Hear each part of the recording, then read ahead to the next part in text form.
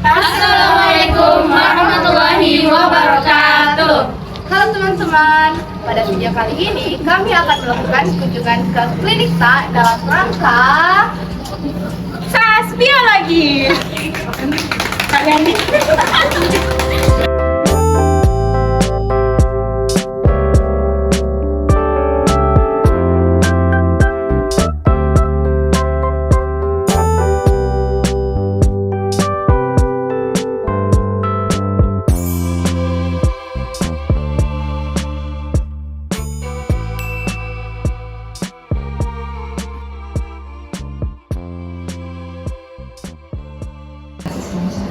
Dalam rangka mengerjakan proyek SAS atau pelayanan akhir semester kami dalam mata biologi. Kebetulan kami mempelajari tentang sistem organ dalam tubuh. Kebetulan di sini kami akhirnya melakukan wawancara di dokter gigi karena kami ingin mengetahui lebih lanjut terkait gigian tersebut.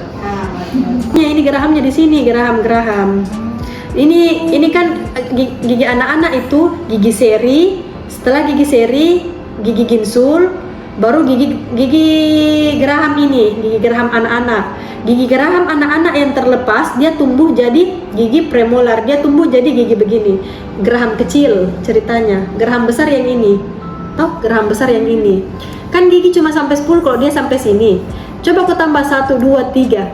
3 kali 4, 12.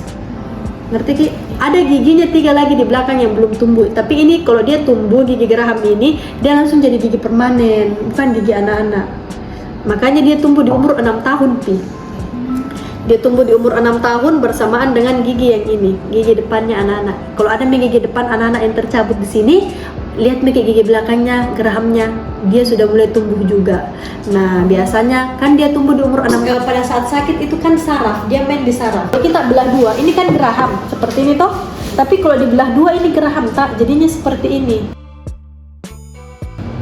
Ada lapisan pertama, lapisan kedua, lapisan ketiga. Lapisan pertama ini dia pelindung. Oh, dia pelindung dari giginya. Lapisan kedua ini namanya dentin. Di sini biasa ngilu. Ah, dentin. Ya, ini namanya dentin. Ini email, ini dentin, ini namanya pulpa. Di pulpa ini kenapa sakit? Karena di sini ada saraf. Kenapa pada saat cabut gigi Ki ada berdarah? Karena di dalam sini juga ada pembuluh darah. Di sini yang mana dijaga, yang harus dijaga dari gigi, yang ini yang ketiga harus kita jaga. Kapan ada lubang, walaupun dia masih di lapisan pertama, tambal cepat, jangan sampai dia sentuh yang ini. Ini mahkotanya gigi deh. Ini mahkotanya gigi. Dekat aku tuh sama saya, dekat aku. Hati-hati kok kayak gitu. Sampai di sini tidak dibati-bati, sakit nih. Sakit. Kalau sampai sakit terus nggak dibiarkan, nggak mau dicabut, nggak mau diapa, dia jadi bernanah di dalam gusi. Itu seperti itu. Ini bernanah seperti ini. Dia datangnya dari mana? Dari gigi yang tidak sehat. Ini tuh dari gigi yang tidak sehat, dia kena pulpanya, dia masuk di sini dan dia terbentuk seperti ini. Kalau sudah bernanah begini harus dirawat dulu sarafnya di sini. Itu kebiasaan buruk dan bisa mengakibatkan gigi sakit. Apa? Merusak gigi. Sampai luka biasanya juga. Ya, aktrise gigi tak, harusnya gigi tak itu dia cantik begini mahkotanya, tiba-tiba terkikis apa semua begitu. Kenapa? Karena itu kebiasaan buruk. Harus dihentikan dengan cara, kebiasaan buruk itu bukan harus dalam keadaan sadar deh, dalam keadaan tidak sadar juga bisa. Dia harus dihentikan dengan menggunakan alat. Iya, ada alatnya, mouthguard namanya, itu harus dipasang pada saat tidur supaya gitu, kan tidak terbiasa lagi. Itu kebiasaan buruk. Jadi saya akan memberikan kesimpulan mengenai hasil wawancara tadi. Nah, yang pertama itu kenapa gigi tumbuhnya ada yang tidak ideal.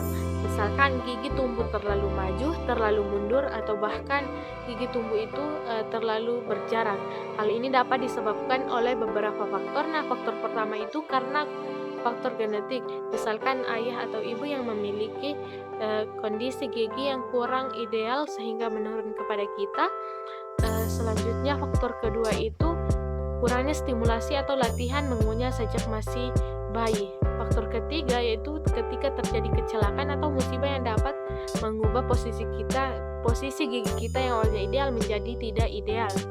Untuk itu, satu-satunya cara dalam mengatasi kondisi gigi yang tidak ideal ini dengan menggunakan behel atau kawat gigi. Ketika memasang behel atau kawat gigi, maka perlahan tulang-tulang berada di sekitar gigi kita ini akan mengalami perombakan dan sebagian hancur untuk membentuk tulang baru yang menyesuaikan posisi gigi yang ideal. Jika behel ini dilepas sebelum tulang ini membentuk secara kuat, maka bisa saja gigi kita kembali ke posisi awal. Selain itu, hal yang saya pelajari dari wawancara tersebut, kenapa gigi tetap berwarna kuning meskipun kita rajin dalam menggosok gigi. Hal itu dapat disebabkan karena gigi ini ternyata menyerap warna yang kuat terdapat pada makanan, misalkan pada minuman kopi dan teh. Halo teman-teman, mungkin di antara kita ada yang bertanya mengenai kenapa sih gigi itu bisa tumbuh tidak pada tempatnya, seperti dia tumbuh pada langit-langit mulut ataupun tumbuh di gusi bagian depan. Nah, sebenarnya hal ini terjadi dikarenakan lambatnya gigi dicabut saat waktunya. Seperti gigi depan itu tercabut saat kita berusia 6 tahun. Namun dikarenakan biasanya ada anak-anak yang merasa takut sehingga ia tidak mencabut giginya dan membiarkan gigi yang goyang itu. Nah, hasilnya gigi yang akan tumbuh itu tidak memiliki tempat atau celah untuk diisi, sehingga gigi yang akan tumbuh itu mencari tempat lain. Biasanya gigi yang akan tumbuh itu akan tumbuh di belakang gigi yang tidak yang lambat dicabut itu, ataupun akan tumbuh di gusi bagian depan. Jadi seperti itu ya teman-teman. Nah, dari wawancara kita dengan dokter gigi Andi Tanriumu, kita ketahui bahwa nyeri gigi yang terasa di gigi atas bisa terasa di gigi bawah karena sarafnya yang saling terhubung. Bisa juga karena infeksinya yang menyebar atau ada tekanan di rahang. Hal ini juga bisa disebabkan karena kebiasaan menggertakkan gigi atau ada gangguan di sendi rahang. Jadi kesimpulan dari pertanyaan saya, kenapa gigi kita kalau gigi kita sakit itu biasa nyarinya itu sampai ke telinga, karena gigi dan telinga itu memiliki saraf yang namanya saraf trigeminal. Saraf ini terhubung ke otak, dan kalau gigi kita rusak, berlubang ataupun infeksi, saraf ini akan mengirim sinyal ke otak.